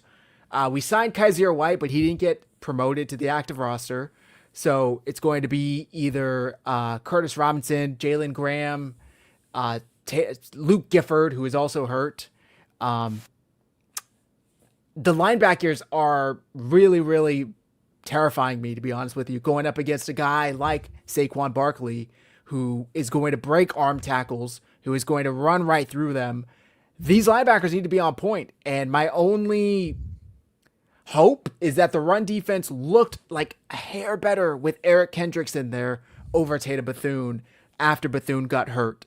And maybe that's just like the vet in him where he's a more sure tackler. Maybe that's just how the game went out and it had nothing to do with who was in there at all. But do you think that the run defense could be improved at all with Eric Kendricks instead of Tatum Bethune? I do. It's not a, like some false playoff hopes or anything like that. I think communication goes through the roof once you put a guy in like Eric Kendricks, right? Like, so one of the biggest issues that the Niners are having in our defense is communication, right? The guys just aren't talking to each other, man. Any busted play, you can see guys just kind of like just doing their own thing. It looks like they're all out there in their own minds, in their own play. When you have Kendricks out there, he's pointing. He's gonna call things out. He's gonna make sure that these guys are lined up the way that they're supposed to. And that's what you get when you have a veteran out there like that. So with the improved communication, even if there's a missed tackle, guys are gonna hone in. You're gonna see more of that swarming mentality that makes this 49ers defense special. We talk about Robert Saleh. While the guys may not execute, he usually puts people in the right positions, in the right spot, right in the position to make a play. That's what's going to happen when you have a guy like Eric Kendricks out there who is echoing the thoughts and sentiments of his defensive coordinator. So I do think it improves. I really hope so. I can't imagine it could get even worse, but then again, it is the Niners we're talking about here and their defense. I think that with Kyle Shanahan being basically embarrassed last week, caught with his pants down, only getting 3 points on the board. You can say this should have happened, that shouldn't have happened. The end of the day, result was 3 points. I can't imagine he's going to come out and not be more prepared, not have his offense more prepared, have his team ready to go. He's fighting for his life here, right? So it is the playoffs. It is against the best of the best, but I think that we'll see a better offensive performance. Even if the 49ers don't come away with the dub, I still think they'll put a better performance out there on tape versus the Eagles tomorrow. Hard to get worse than it was against Seattle. Yeah. They could score no points, I guess. But yeah, I agree. Yeah. That's why I said hard to get worse, not impossible to get worse, right? Yeah. Good point. Yeah. My thing is, like, again, what I alluded to, and I know, Mike, you said the injuries are what they are. Everybody's injured, but not to the extent the 49ers are. And I just think at this point, they've just run out of soldiers, man. Like, there's nobody else. Like, they have scraped the bottom of the barrel. And I just think that we're finally to a point where, the luck has run out, the fortune has run out, and they're just going to be whether or not they win this game, whether or not Fred Warner comes back or whatever, they're still going to be fighting an uphill battle against every team that they would face going forward. You get to a certain point where it's almost amazing that they were able to win as much as they were. It's almost like you're just impressed by the fact that they're like, if they keep it close tomorrow and it's a competitive game, that will be impressive enough for me that if they don't win, it's like, dude, they had a hell of a season. I'm already content with the season they had based off of the injuries that they had. And again, before this season, we were sitting here looking at this team like this is a rebuild year. They're going to have to load up for 2026, and that's going to be the Super Bowl year, right? That's going to be the Super Bowl run year. They got to take a year to get younger. We all said that when they drafted 5 straight defensive players to begin the draft. We're like, they're going young.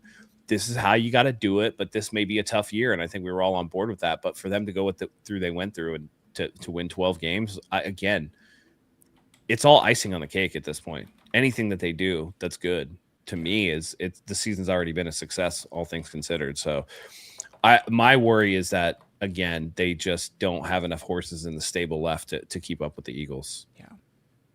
Which is a very valid concern. Are there any areas where you guys think that the 49ers defense may come out on top?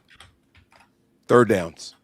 Third downs. The Eagles are only converting about 37% of their third downs. And so that puts them 24th in the NFL. And so, I think most of their mistakes also on third downs are mental, mainly because they don't care about 4th and 1s, right? So it's going to be one of those things where they play a lot of the game as if it's 4-down territory. They don't care about 4th and 1s, 4th and 2s, and they'll go for it, right? And so third downs, we got to take advantage of it, but not just take advantage of it, try to make them lose some yards. Keep them to 3rd and long, keep them outside of that push range. Yep. Listen, the crowd's gonna be fired up. They're gonna want to go for it. They're all banking on, we're 5-0 at home in the playoffs under Sirianni, right? I get it. I understand what they think that they're gonna have. We got to try to keep them out of that. If it's going to be a 4th and 1, make it a long 4th and 1. You know what I'm saying? Like, make it one of those that's like, damn, are you sure that's not 2 yards, dude? Like, so that's what we need. But third downs is where I'm going to start with the defensive advantage for the 49ers. I think that they could have an advantage in the middle. I think Alfred Collins and CJ West could pose a big threat. Now, the Eagles are great, but I think the center, Cam Jurgens, could be had.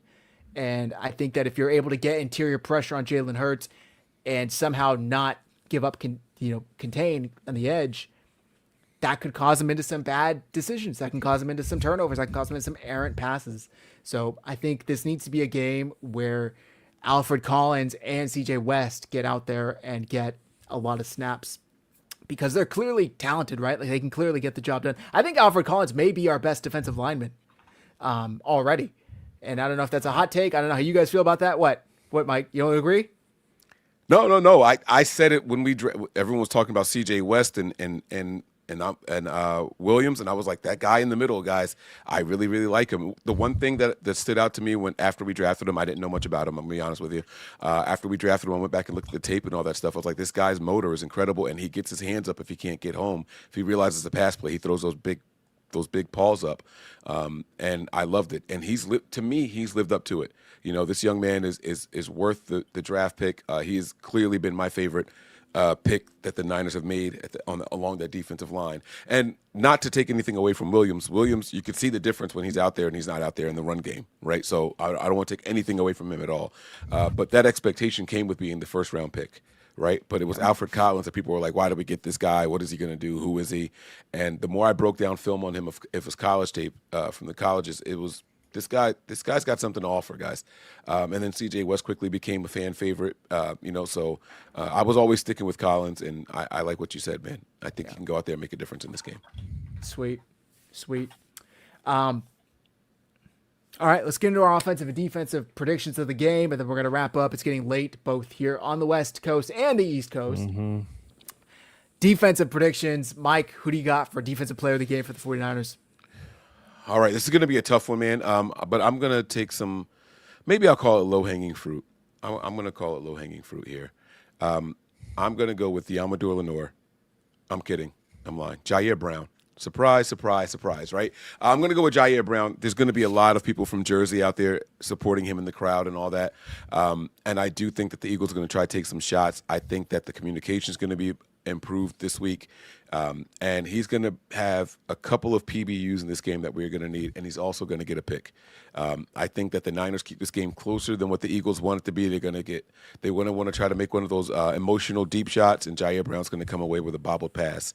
I can see it. The Eagles guy's going to have it right in his hands, and Jair Brown's going to close in and snatch it right away from him. So Jair Brown, with the pick and my defensive player of the game.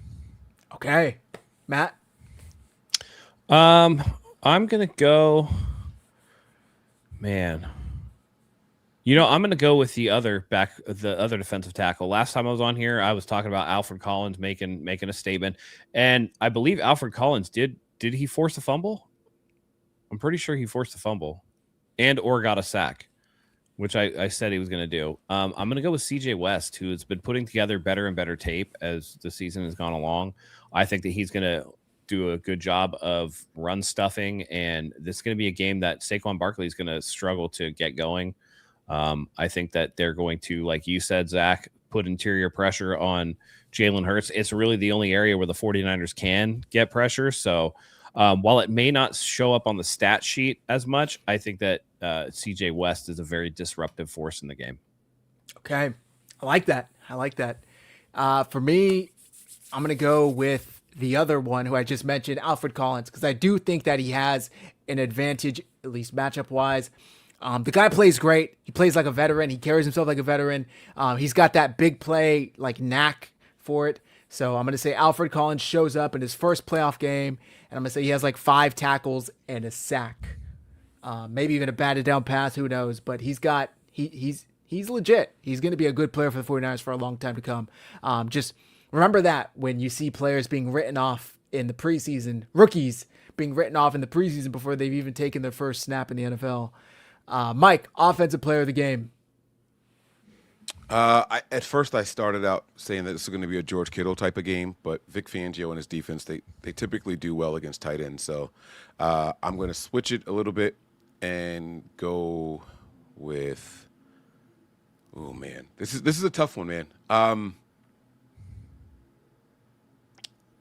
gonna go with a wide receiver, man. I'm gonna go with Juwan Jennings. I think that if the Niners are going to have success, I talked about third down efficiencies for the Eagles. We're going to have to continue to third and Juwan. It's going to be crucial for this whole game. Let's hope that he gets his one mistake a game out the way early, run your wrong route or bobble a pass. Hopefully this one doesn't land in the arms of the defender, right? Let's go ahead and get that mistake out the way early. And then let's go out there and be the Juwan Jennings we need you to be. 115 yards on 7 receptions and 2 touchdowns, Juwan Jennings. Damn, okay. Matt? Yeah, I'm going to go with Brock Purdy. People talk about the Fangio defense and how it gives Kyle Shanahan trouble. Listen, Fangio's never faced Brock Purdy in the NFL. So this is the time for Brock Purdy to shine. Very rarely does Brock Purdy play 2 weeks in a row bad football or lackluster football. I think he's due. I think that Brock Purdy typically does well in the playoffs. I mean, he had the comeback victory against the Detroit Lions. His first playoff game against Seattle, where he threw for over 300 yards in that game. There's just something about Brock Purdy, and by the way, it's a 1:30 game. It's not a primetime game. It's not a Monday night game. It's going to be Sunday afternoon Purdy, and it's going to be great. So, for all the talk of Vic Fangio, I think that Brock Purdy is going to show him a thing or two for sure. Nice. Chat is going with Upton Stout, who's coming off the best game of his career. So that's a good answer as well. If not Purdy, because I would pick him as well, I'm going to go with a wild card here. Sky Moore. Sky Moore, I think, could get some offensive snaps. What did Juwan Jennings feast on? Being the third receiver in the offense, right? You're going to have DeJean, Quinyon Mitchell, Zach Bond on your, Robinson, Jennings, and Kittle. Can you cover the third guy, which in this case may be Sky Robinson? He's the fastest receiver we have on the active roster. I think Sky Moore may be able to break one, and maybe I want to say he has like 3 catches for 80 yards and a tutty. That's my wild prediction. Wildest one probably this season. We're wrapping it up with the final score predictions. Mike, hopefully this isn't the final score prediction of the year. What do you got, Mike? Let's hear it. All right. So, heading into the week, I had the Eagles winning this game 24-21. But after some time to think about it, man, I say fuck these Eagles, bro. I think the Niners go out there and we get one here. And not only do we get one, I think the Niners win this game by double digits, guys. I think the Niners win this game by double digits. Hear me out. Give me my San Francisco 49ers 28, the Philadelphia Eagles 17. 28-17 for the 49ers. Is this a gut feeling?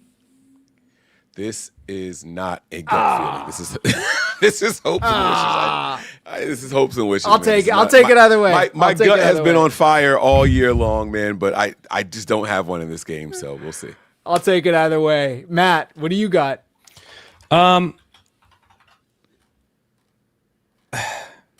So man, it's hard for me to say. I don't think that the 49ers play football past this weekend, but I refuse to pick the Philadelphia Eagles. So I'm using my powers of prognostication. It's a tie. I'm going into the future, okay? I'm getting the news report. It's coming into my mind, and it's gonna go something a little like this. In a shocking turn of events, what appeared to be a zombie attack occurred at Lincoln Financial Field during the NFC wildcard matchup between the Eagles and 49ers on Sunday. Thousands of shambling people invaded field level and began attacking players. Jalen Hurts immediately took a deuce on the field and tried to flush it, but was overcome by the horde. A.J. Brown was taken out while reading a book on the sideline and posting cryptic messages on his social. Big Dom attempted to intimidate the seemingly corpse-like group, but as usual, no one really knew who the fuck he was or cared why he was there. Nick Sirianni attempted to hide, but due to an annoying habit of yelling out loud when by himself, he was quickly found in a puddle of his own piss. Ricky Pearsall attempted to flee, but re-aggravated his PCL injury. Kyle Shanahan was able to scheme a way out of danger, but because it involved protection from Colt McKivitz and Jake Brendel, Kyle was quickly mobbed by a group. Kyle Juszczyk nothing, per usual. CMC was able to break away from the first few attackers, but was brought down after about 3.3 yards. Finally, Brock Purdy was seen saying a prayer, but it was ineffective since Philadelphia is a godless shithole. After a thorough investigation, the league and local law enforcement determined that the zombies were actually just drug addicts from Kensington and Allegheny, but by this point it was too late. Shit. The league declared no winner, and both teams were eliminated after a 0-0 tie. In other news, Seattle was also disqualified because the league found strong evidence for collusion. When asked to elaborate, a league official was quoted as saying there had to be fraud because, quote, no one believes that fucking pumpkin Sam Darnold is actually capable of leading a team to enough wins to actually be playing football in mid-January. Once again, from Philadelphia, 49ers, Eagles, 0-0. Wow. All right. Well, yeah, kudos. No, that was great. That was awesome. great right there. I got you. That was absolutely fantastic, man. Love that. I love it. Wow. How do I follow that up? Just go home, bro. It's okay. Right?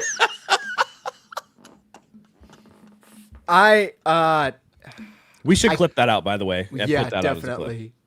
Bro, with the Kensington reference, I don't know if you probably don't know what that means. Like it's literally zombie land out here. It's where all the fiends just walk the streets. 100%. I mean, you literally see people leaned over out here. I saw a Vice documentary about it. It popped into my head. Yeah. Because I was like, that. I don't know if the 49ers can win, but I will never pick the fucking Philadelphia Eagles. Right. Yeah. All right. I have my score prediction now. I have the Eagles 24. I knew you were The gonna say 49ers 26. I think the 49ers win this with an Eddie De Niro field goal as time expires. 23-24 game. Purdy drives the Niners down the field. Eddie De Niro, ice in his veins, kicks the fucking ball right through the uprights, sending the Link into a frenzy. Fans punching each other, fighting for the last seat on the bus home. So I got the Niners by 2 as time expires. But That's either way, yeah. I just hope for a good game. I hope nobody gets hurt on either side. So Competitive. Yes. Yeah. And no Eagles grease fans, polls for the city of Philly. They can save some grease. right? If we lose, feel free to come back tomorrow to talk your shit.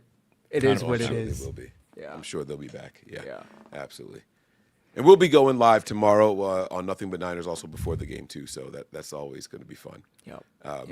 This is going to be a good game. I'm just going to let you guys know where to find me. I know we're wrapping up here and everything. Thank everybody for the super chat that came in and everything. The people out in the chat, you guys were absolutely incredible. Listen, This is going to be a good game. Both teams are in the top 5 in the NFL in red zone conversions. The Niners move the ball well. The Eagles' defense, it promises to be difficult, especially with Vic Fangio and his ability to neutralize tight ends or kind of negate their special prowess, right? So with no with no George Kittle out there to really be the star of the show, it's going to be interesting to see how Kyle Shanahan plans around that. But to Matt's point, he has never played against Brock Purdy. He's never played against a cerebral quarterback who is locked in with his head coach and offensive coordinator like this. So this promises to be a very, very different game. One of the likes we've never seen before. I'm not going to go out there and rock with the zombie apocalypse or anything like that, but I promise you there will be zombies in the stadium. I promise you that part. All right. It's going to be a good game. For those of you who are looking for bonus content, patreon.com/NB9ERS. We dropped a couple of episodes this week already. We'll probably have some more coming for you guys very soon. And the game. All right, it's going to be out there. I know you guys are going to be watching this. You don't need to pay for it this weekend. But if you guys want to watch it with the chat, come on over. Patreon.com/NB9ERS is the place to be. And I want to thank Matt and Zach for a phenomenal regular season. I think we did a great job, and now I'm happy to be doing this with you guys from the postseason. So let's keep this thing rocking, man. Hopefully it does not end this week. Yes, sir. Exactly. And even if it does by some happenstance, we will be here all off season giving you guys great content. We got some great shows planned for you guys.